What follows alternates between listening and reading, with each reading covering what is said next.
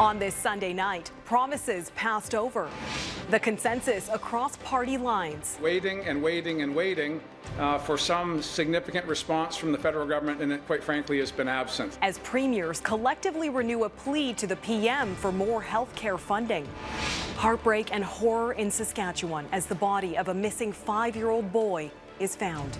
Plus, abortion provider protection. I'm scared for all of the women and people with uteruses that won't have access to this. Could Canadian doctors helping U.S. patients face criminal charges? And a big dinosaur discovery. This is a highlight of my career in many ways. That may explain why the T-Rex had such small arms. Global National with Farah Nasser. Reporting tonight, Neetu Garcha.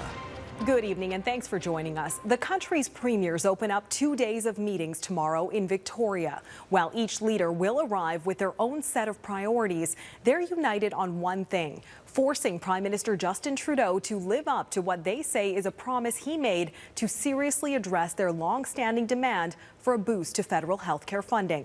Our chief political correspondent David Akin is following the story for us tonight. David? Well, Neetu, during the worst of the pandemic, Prime Minister Justin Trudeau met often with the premiers, and when he did, he promised them he would deal with their pleas for more health care funding once the crisis had passed.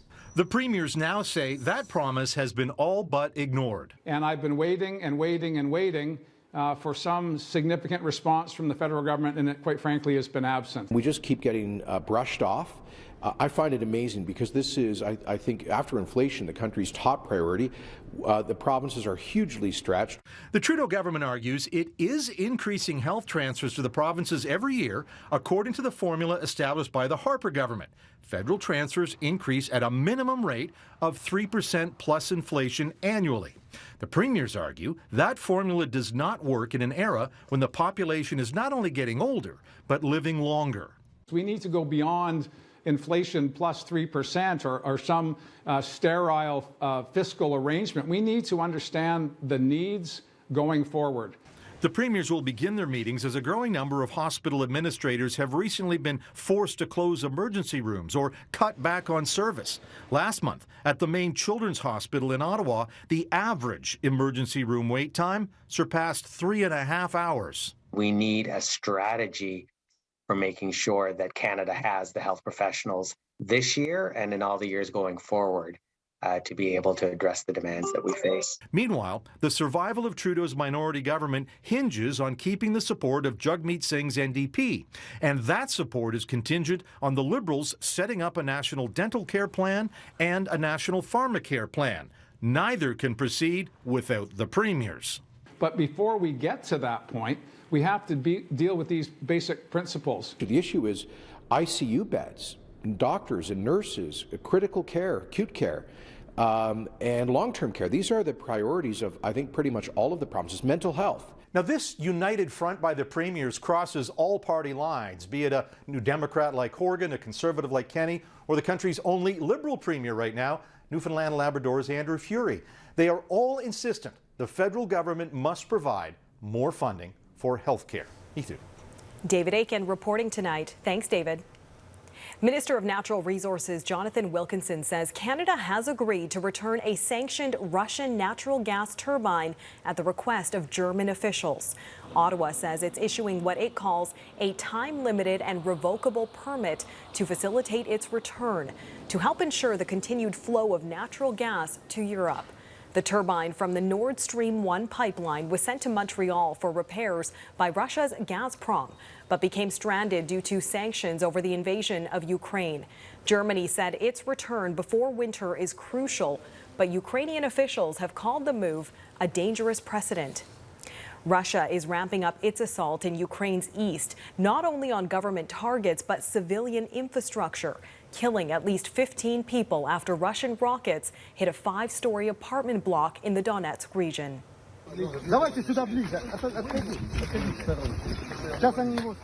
At least 5 people have been freed from under the rubble, but frantic rescue efforts are ongoing to try to save dozens more who are feared trapped.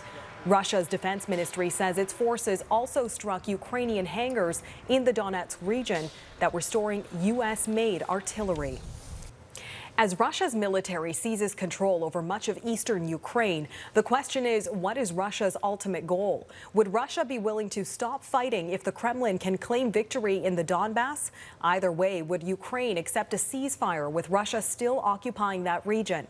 One thing is certain, as Eric Sorensen reports, the fighting is taking a toll on both sides. They are dispiriting scenes for Ukrainians. Russian soldiers posing, showing off after taking Lysychansk. Russia has performed better in recent combat in eastern Ukraine. The Russian armed forces continue to strike military facilities in Ukraine, says the military official, including airstrikes on U.S.-made missile launchers in Donetsk. But the Ukrainians remain defiant. We will return, said President Volodymyr Zelensky. Ukraine, he says, does not give anything up. While the Russians appear willing to wage a long war of attrition against a smaller Ukrainian military, the Ukrainians are motivated to fight for their homeland and are being resupplied with more long-range military hardware from NATO. There's going to be more and more equipment flowing into Ukraine from the West. The Russians are exhausting their supplies to a certain degree. This can be very difficult for both sides, but I think it's going to be particularly hard for the Russians. The war has become a grinding battle for land in eastern Ukraine from Crimea to the Donbas. Russian forces have slowly seized control of almost all of the Luhansk region, and UK defense intelligence now expects Russia's focus to switch to capturing Donetsk to achieve Moscow's stated goal of liberating the Donbas. This may be Russian President Vladimir Putin's endgame, to secure control of the Donbas and force Ukraine to accept a ceasefire on those terms. Then he can say that he liberated these territories, and now it's on to Ukraine to accept that reality. So I think that's what his objective is right now. But whatever gains Russia is making on the ground, it is losing on other fronts. The loss of the European marketplace for Russian energy will have long-term consequences. Deutschland hat sich zu lange. Germany has depended on Russian energy for too long. Chancellor Olaf Scholz saying the country must get off Russian energy as quickly as possible. And then there is the expansion of NATO. This is a historic day for Sweden and Finland. The two Nordic countries moving a step closer to joining the alliance is a disastrous outcome for Moscow, which had aimed to divide and weaken the West. Two well-developed countries that have modern militaries and can add much to the alliance. So this is an absolute failure for Putin. The sad reality for civilians in Ukraine is that the war shows no signs of winding down soon. It is one more way in which Russian success on the battlefield may yield few benefits, having destroyed much of what they have taken over, and rousing anger and destroying relations with a next-door neighbor that could last generations. Eric Sorensen, Global News, Toronto. There is tragic news out of Saskatchewan tonight. The body of 5-year-old Frank Young has been found. Police confirmed the boy's body was found Saturday near the area where he was first reported missing in April. Frank Young was last seen playing outside of his home in Red Earth Cree Nation, about 300 kilometers north of Saskatoon. RCMP say there is no indication of suspicious circumstances. January 6th committee members investigating the riot at the U.S. Capitol are urging people to tune in this week for more eye-opening details about former President Donald Trump. As Jennifer Johnson reports, lawmakers hope to deliver damning evidence showing the former president encouraged the attack with the goal of overturning the election. The January 6th committee hits the homestretch this week, painting a picture for Americans of a president who tried everything he could to change the course of history. The overall message that we have been gathering out of all of these witnesses is that the president knew he had lost the election and that he was casting about for ways in which he could retain power. That included talks of seizing voting machines in several states, telling the vice president not to certify the election results, and inviting white nationalists and militia groups like the Proud Boys and Oath Keepers to lead an assault on the Capitol. The attempt to overthrow the result of a presidential election through a political coup and the mobilization of an armed violent mob, it makes the Watergate break-in look like the work of Cub Scouts. This week, the public will hear taped testimony from former White House counsel Pat Cipollone, who, according to a previous witness, gave a serious warning to those in the Oval Office trying to overturn the election results. We're going to get charged with every crime imaginable. The committee is laying out the case for possible criminal charges against Donald Trump, including conspiracy to defraud the United States and obstruction of an official proceeding, blocking Congress's counting of the electoral votes. No man is above the law, so if that's where the facts lead, that's what has to happen. Committee members promised bombshell testimony this week. The rest of the country knew that there was an insurrection. The president obviously had to have known there was an insurrection. So where was he? What was he doing? It's a very important hearing. Pay attention. Still, recent polls show most Republican voters believe the January 6 riot was a legitimate protest and not an insurrection. And those numbers continue to grow. I got gasoline down to $1.87 a gallon. The former president remains on the campaign trail and is still attracting big crowds. But the committee believes history will be on its side. And in a few years, Trump will be shunned by his party, as Richard Nixon once was. Jennifer Johnson, Global News, Washington. U.S. President Joe Biden says he's asked his administration to consider whether he has authority to declare an abortion-related public health emergency. Biden made the comments to reporters during a bike ride today. He's been under pressure from his own party to take action after the landmark decision last month to overturn Roe v. Wade, which upended decades of protections for women's reproductive rights. We can do a lot of things to accommodate the rights of women in the meantime, but fundamentally, the only thing that's going to change this is if we have a national law that reinstates Roe v. Wade. That's the bottom line. As abortion laws change across many U.S. states, there are concerns Canadian abortion providers could be held liable or even charged criminally for providing an abortion to a U.S. citizen. As Heather Yurex-West reports, a national body that helps doctors navigate legal issues is now asking the federal government for help. Mississippi's last remaining abortion clinic has now closed. A judge denied this week an injunction to stop a statewide abortion ban from taking effect. It's heartbreaking. I'm angry, I'm sad, and I'm scared. I'm scared for all of the women and people with uteruses that won't have access to this. Those seeking an abortion will now need to travel out of state or out of country. But here in Canada, there are new questions around whether doctors can safely provide that service to them. I think this is a really difficult situation because it's something that we haven't encountered before and we don't have a lot of experience, and there's just a lot of unknowns. There are fears Canadian abortion providers could face legal trouble for offering non-residents care. In a letter to the federal ministers of Health and Families, Children and Social Development, the Canadian Medical Protective Association said the CMPA is aware that some American states are contemplating legislation that would potentially allow for criminal charges and civil legal actions to be brought against healthcare providers who provide abortions to residents out of the state. We are writing to ask that the federal government work with the provincial and territorial governments to ensure liability protection is available to Canadian physicians. There's not a lot that can be done by the federal government from a legal perspective. Certainly from a diplomatic perspective, those conversations might happen and states may be encouraged to keep their abortion laws within state boundaries. The potential chilling effect that these things can have can set up a really dangerous environment where people are then experiencing even more barriers to access. The Canadian government has said the country is open to Americans seeking abortions, but so far when it comes to U.S. patients, providers in this country have not seen an increase in demand. Something that could change, however, as more U.S. abortion clinics close. Heather Yurex-West, Global News, Calgary. Coming up, occupied and ousted, the latest on the collapse of Sri Lanka's government. Plus, the growing death toll as a gunman opens fire inside a bar in South Africa. A day after storming government buildings and burning down the Prime Minister's residence, hundreds of Sri Lankans are vowing to continue their occupation until the island nation's president officially resigns. We don't trust him anymore because He has already broken our trust, our country's trust. He has already sold our country, so we are not in the position to trust him or our Prime Minister at the moment. The president and prime minister offered to resign after protesters stormed both of their homes, but not until Wednesday. Sri Lanka's opposition parties say they're working to agree on a new government. Thousands flooded Colombo on Saturday, demanding the resignations following months of protests. The leaders have been blamed for Sri Lanka's soaring inflation and growing shortages of food, fuel, and medicine.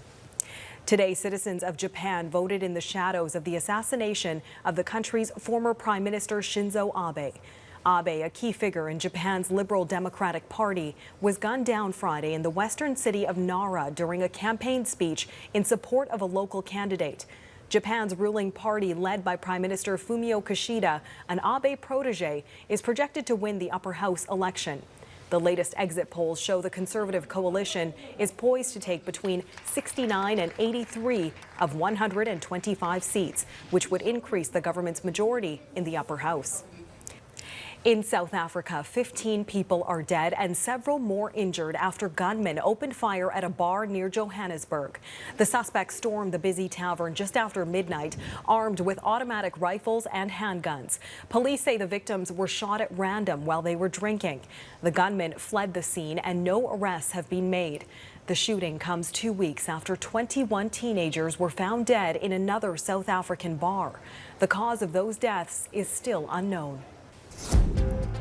Ahead, the potentially life-saving procedure involving human waste and why it's harder than ever to access it. You may have heard of becoming a blood donor or an organ donor, but have you ever heard of donating your personal waste? A fecal microbial transplant, or FMT, can be life-saving. But as Jamie Maracher reports, COVID has made accessing the procedure more difficult than ever. This is what it takes for Stephanie Pezzamenti to survive. This is the dressings.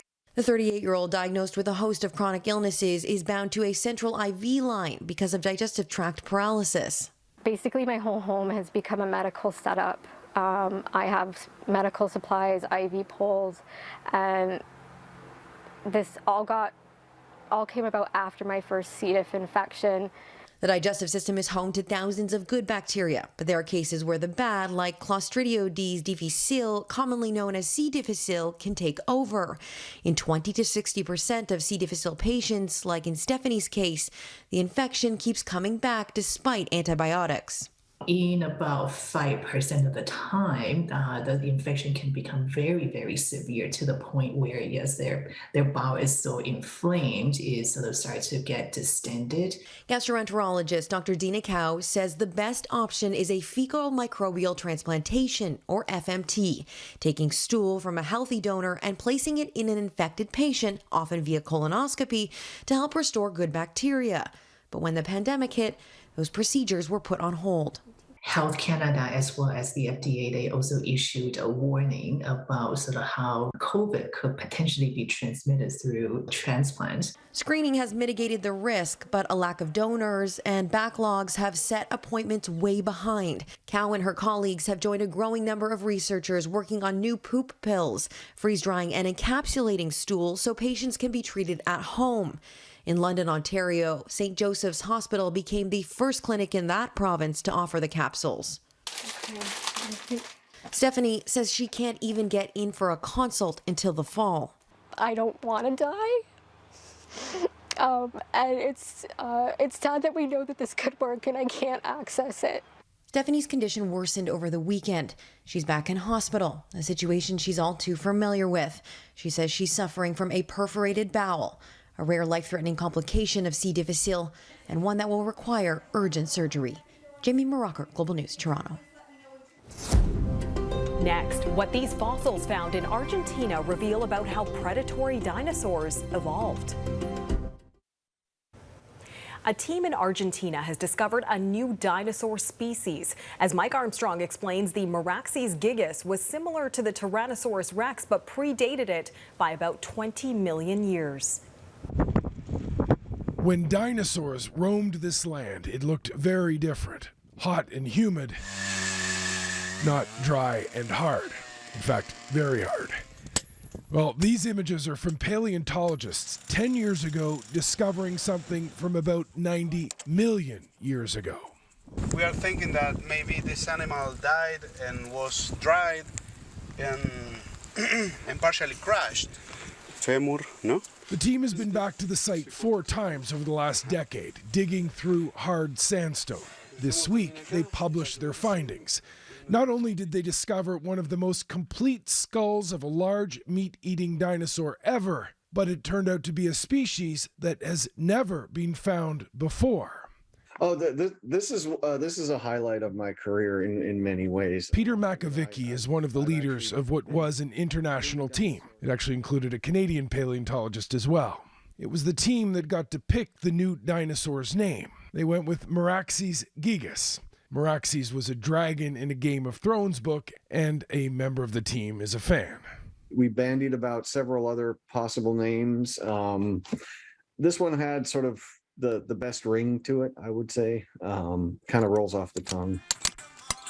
Now, Meraxes was about the size of a school bus. It was more than 10 meters long and more than 4,000 kilograms.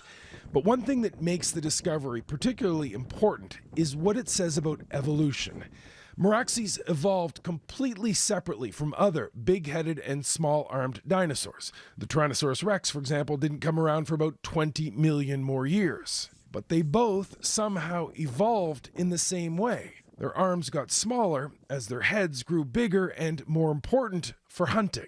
They're the main tool, if you will, for procuring and manipulating food items of presumably very large size. The team is still studying the fossils they recovered at the site and will go back. There's much more to be excavated, and there may still be secrets to be uncovered. Mike Armstrong, Global News. And that is Global National for this Sunday night. I'm Neetu Garcha. Tonight's Your Canada is my hometown, Penticton, British Columbia. Thanks for watching. Good night.